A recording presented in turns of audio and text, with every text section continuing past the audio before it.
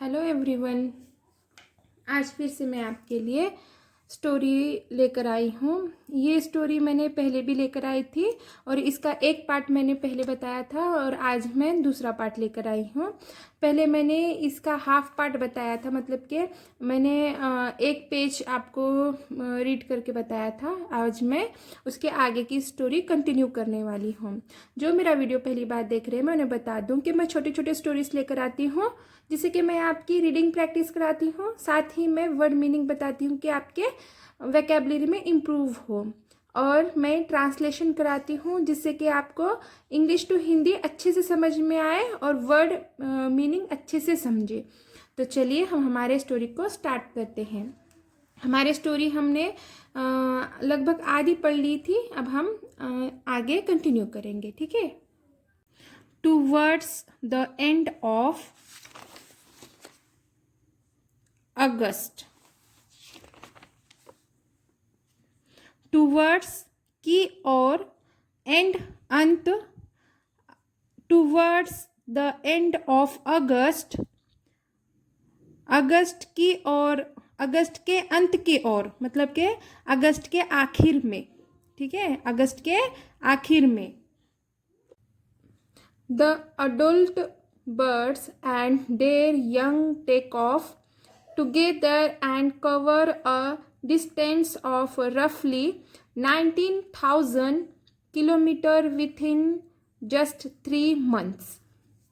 Adult वयस्क birds पक्षी and और देर उनके यंग बच्चे टेक ऑफ उड़ान भरना, टुगेदर एक साथ, एंड और कवर अ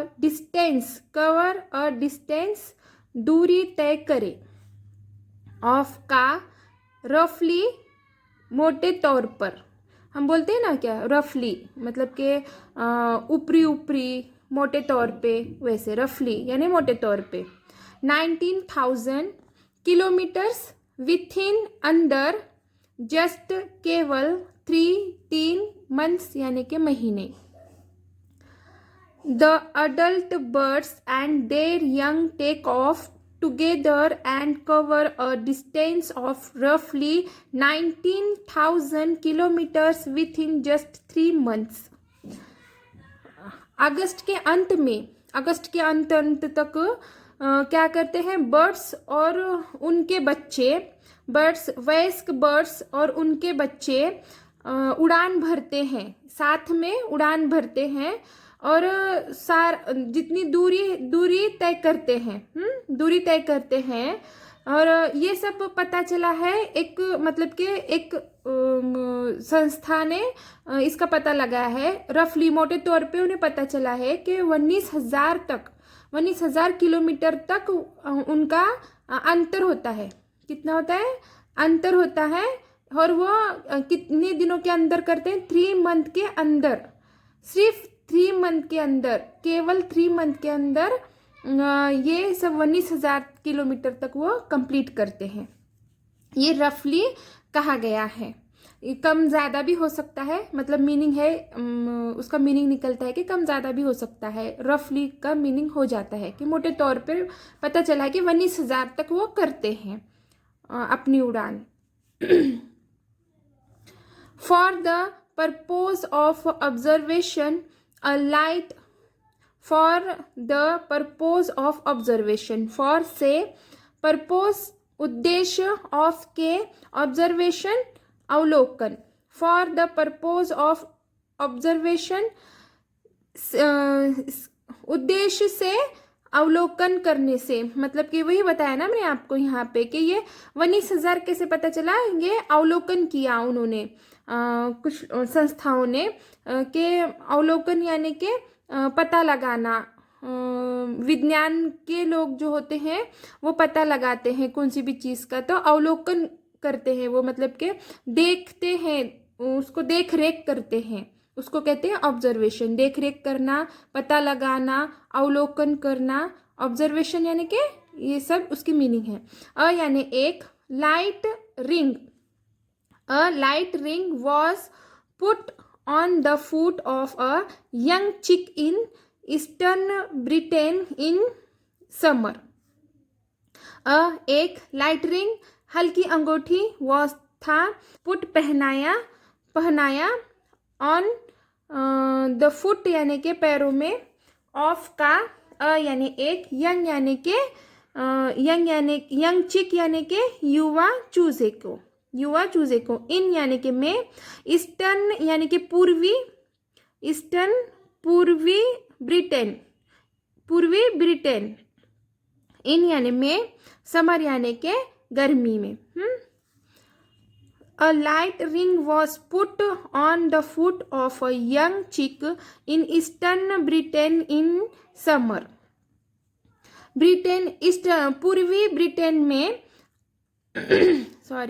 पूर्वी ब्रिटेन में एक यंग चिक मतलब के युवा चूजे के पैर में हल्की वाली अंगूठी पहनाई गई। 1982, और ये कब पहनाई गई? 1982 में पहनाई गई। एट दैट टाइम, उस समय the chick had not learn to fly. The chick यानी कि चूजा, हैड था, नॉट यानी नहीं, लर्न यानी कि सीखा, टू फ्लाई यानी कि उड़ना, उड़ना। The chick had not learn to fly, उस समय वो चूजा उड़ना नहीं सीखा था। But the same chick was later observe near Melbourne. लेकिन सेम चिक मतलब के जो बर्ड जब नहीं सीखा था, पर वही बर्ड, बट द सेम चिक, लेकिन वही चूजा, वॉज था, लेटर यानी बाद में, ऑब्जर्व्ड देखभाल में, नियर पास,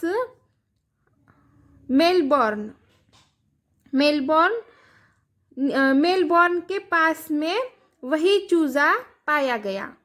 लेकिन मेलबॉर्न के पास वही चूजा पाया गया। ऑस्ट्रेलिया इन अक्टूबर 1982, कब पाया गया वही चूजा? ऑस्ट्रेलिया में अक्टूबर 1982 में। मेलबर्न ऑस्ट्रेलिया में अक्टूबर 1982 में पाया गया। The young chick had made a sea journey of over 22,000 kilometre within just 3 months. The young chick, युवा चूजा, had था, made यानी के कंप्लीट करा, एक समुद्र, जर्नी यात्रा, ऑफ का, ओवर यानी के समाप्त, किलोमीटर, विथिन यानी के भीतर, जस्ट यानी सिर्फ, 3 यानी कि 3, मंथ यानी के महीने। The young chick had made a sea journey of over 22,000 kilometre within just 3 month. युवा चूजा समुद्र की यात्रा समाप्त करता है सिर्फ 3 महीने में, सिर्फ 3 महीने के भीतर 22,000 किलोमीटर की। After travelling to the Antarctic regions और the region near the south pole, the birds stay there for a few months. After बाद में, ट्रैवलिंग यात्रा, अंटार्कटिक रीजन्स अंटार्कटिक प्रदेश, और या रीजन्स नियर प्रदेश के पास, साउथ पोल दक्षिणी ध्रुव, स्टे यानी ठहरना, देर यानी वहाँ, फॉर यानी के से, अ यानी के एक, फ्यू यानी के 5, मंथ्स यानी के महीने। After travelling to the Antarctic regions or the regions near the South Pole, the birds stay there for a few months. Antarctic क्षेत्रों या दक्षिणी ध्रुव के पास के क्षेत्रों की यात्रा करने के बाद पक्षी कुछ महीनों के लिए वहाँ रहते हैं. When the days are long and there's sunlight. When जब days यानी कि दिन, आर यानी के हैं, लॉन्ग यानी के लंबे, एंड यानी के और, देर्स यानी के वहाँ के, सनलाइट्स यानी के सूरज की रोशनी. जब दिन लंबे होते हैं और सूरज की रोशनी होती है. But then they fly north once more and arrive near the north pole about mid June. But लेकिन देन यानी के फिर, दे यानी के वे, फ्लाई यानी के उड़ना, नॉर्थ यानी के उत्तर, वंस यानी के एक, मोर यानी के फिर यानी के और, मोर यानी के और फिर से, एंड यानी के और, अराइव यानी के पहुंचना, नियर यानी के पास, द नॉर्थ यानी के नॉर्थ यानी पोल यानी के उत्तरी ध्रुव, अबाउट यानी के लिए, मिड यानी के मिड जून यानी के मिड यानी के मध्य जून यानी के मिड जून यानी के मध्य जून के. Sorry. But then they fly north once more and arrive near the North Pole about mid-June. लेकिन फिर वे एक बार फिर उत्तर की ओर उड़ते हैं और जून के मध्य में उत्तरी ध्रुव के पास पहुंचते हैं. There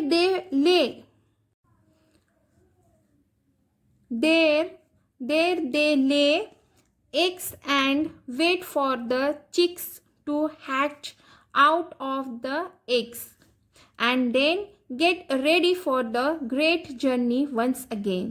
There's यहाँ दे, वे, ले यानी देना, एक्स यानी कि अंडे, एंड यानी और, वेट यानी कि इंतज़ार करना, फॉर यानी के चिक्स यानी के चूज़े, हैच यानी के अंडे से बाहर निकलना या फिर टूटना, आउट यानी के बाहर, ऑफ यानी का, एक्स यानी के अंडे, एंड यानी और, देन यानी के फिर, गेट यानी के पाना, रेडी यानी के गेट रेडी यानी के फिर से तैयार होना, फॉर यानी के, ग्रेट यानी के महान, जर्नी यानी कि यात्रा, वंस यानी के एक, अगेंस यानी के अगेन यानी के फिर से.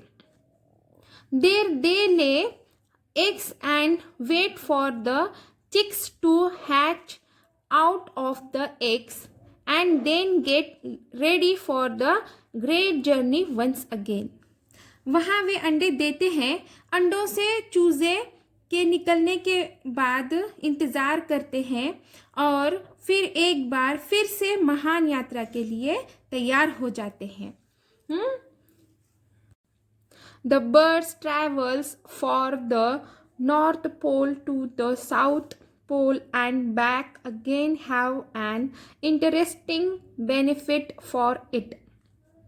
The एक birds यानी के पक्षी, travels यानी कि यात्रा, from यानी के से, नॉर्थ यानी के नॉर्थ पोल यानी के उत्तरी ध्रुव, साउथ पोल यानी के दक्षिणी ध्रुव, एंड यानी और, बैक यानी के वापस, अगेन यानी के फिर से, इंटरेस्टिंग यानी कि दिलचस्प, बेनिफिट यानी कि फ़ायदा, फॉर यानी के या फिर से, इट यानी कि यह. The birds travels from the north pole to the south pole and back again have an interesting benefits for it. Benefit for it. पक्षी की उत्तरी ध्रुव से दक्षिणी ध्रुव तक की यात्रा और फिर वापस आने का उसके लिए एक दिलचस्प लाभ है. This way, the Arctic tern sees more sunlight than any other creature on the earth. This way, इस प्रकार आर्कटिक टर्न सीज यानी कि देखना, मोर यानी कि ज़्यादा, सनलाइट यानी कि सूरज की रोशनी, देन यानी कि फिर, एनी यानी कि कोई, अदर और, एनी अदर यानी कि कोई और, क्रिएचर यानी कि प्राणी, ऑन यानी ऊपर, अर्थ यानी कि पृथ्वी। This way, the Arctic tern sees more sunlight than any other creature on the earth. इस प्रकार आर्कटिक टर्न पृथ्वी पर किसी भी अन्य प्राणी की तुलना में अधिक सूर्य का प्रकाश देखता है। These journeys from one end of the earth to other are made every year. देश यानी ये, जर्नी यानी कि यात्रा, वन यानी एक, एंड यानी कि छोर, अर्थ यानी कि पृथ्वी, ऑफ यानी कि का, अदर यानी दूसरे, आर यानी है, एवरी यानी हर, ईयर यानी कि साल। These journeys from one end of the earth to other are made every year. पृथ्वी के एक छोर से दूसरे छोर तक की ये यात्राएं हर साल की जाती है। And average Arctic tern in its life travels a distance equal to going to the moon and back. And एक एवरेज औसत आर्कटिक टर्न इन यानी में, इट्स यानी कि यह, लाइफ यानी कि जिंदगी, ट्रैवल्स यानी कि यात्रा, अ यानी एक, डिस्टेंस यानी दूरी, इक्वल यानी कि समान, गोइंग यानी कि जाना, द मून यानी कि चांद, एंड यानी और, बैक यानी कि वापस। And average Arctic tern in its life travels a distance equal to going to the moon and back. एक औसत आर्कटिक टर्न अपने जीवन में चंद्रमा पर जाने और वापस आने के बराबर दूरी तय करता है। And remember the turn travels without a vehicle. And और रिमेंबर यानी याद रखें, टर्न ट्रेवल्स यात्रा, विदाउट यानी बिना, अ यानी एक, व्हीकल्स यानी कि वाहन। And remember the turn travels without a vehicle. And remember the turn travels without a vehicle. याद रखें कि आर्कटिक टर्न ये बिना वाहन के उड़ता है। ये इतना जो ट्रैवलिंग करता है ना, वो यात्रा, वो बिगर वाहन की होती है। ये बहुत बड़ी यात्रा होती है। मतलब कि देखिए, आप थोड़ा सा सोच कर देखिए कि मून को जाकर वापस आना कितनी किमी दूरी है, वो बहुत बड़ी है। और ये जो दूरी है ना, वो पूरी ज़िंदगी में इतनी दूरी वो बिगर वाहन के तय करता है। मतलब कि पूरी ज़िंदगी में वो इतने किलोमीटर चलता है। हाँ, इतने किलोमीटर चलता है, मतलब कि उड़ता है और बिगर वाहन के उड़ता है। ऐसे नहीं है कि वो मून को जाके वापस आता है, मतलब पृथ्वी के चक्कर जो लगाता है ना वो, तो इतनी दूरी होती है कि एक बार हम मून को जाके वापस आ सकते हैं, उतनी दूरी होती है वो। ठीक है, ओके, चलिए हम यहाँ पे हमारी स्टोरी ख़त्म होती है। मुझे तो ये स्टोरी बहुत ज़्यादा पसंद आई। ये आर्कटिक टर्न जो पक्षी है, ये बहुत ग्रेटेस्ट यात्री है, सच्ची में बहुत ग्रेटेस्ट यात्री है। Okay, thanks for watching. Okay, bye.